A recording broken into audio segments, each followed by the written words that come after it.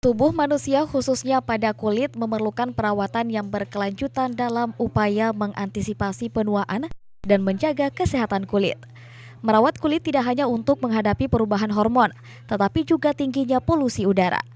Dokter spesialis kulit dan kelamin Dr. Dian Anggraini mengatakan bahwa perawatan kulit sangat penting sebab kulit merupakan bagian tubuh manusia yang memiliki banyak fungsi. Salah satunya yaitu sebagai proteksi dari benda-benda asing dan infeksi virus. Kulit itu kan bagian organ yang terbesar di tubuh kita ya, tubuh manusia. Jadi dia punya banyak fungsi. Salah satunya pembentukan vitamin D, kemudian yang mengatur suhu, ada indera perasa, indera terlihat. Ya, dan yang paling penting dia itu proteksi dari benda-benda asing dan infeksi dari luar, misalnya infeksi virus dan bakteri.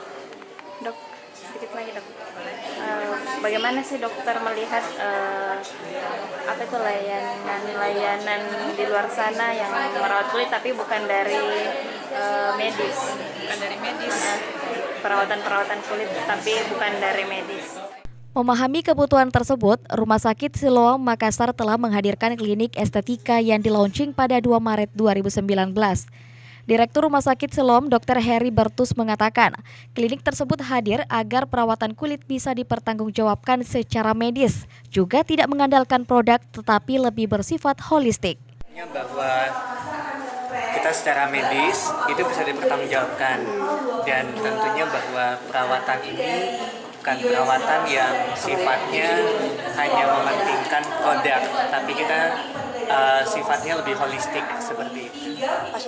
Maharani Yasser, Fajar TV dan Fajar Radio melaporkan.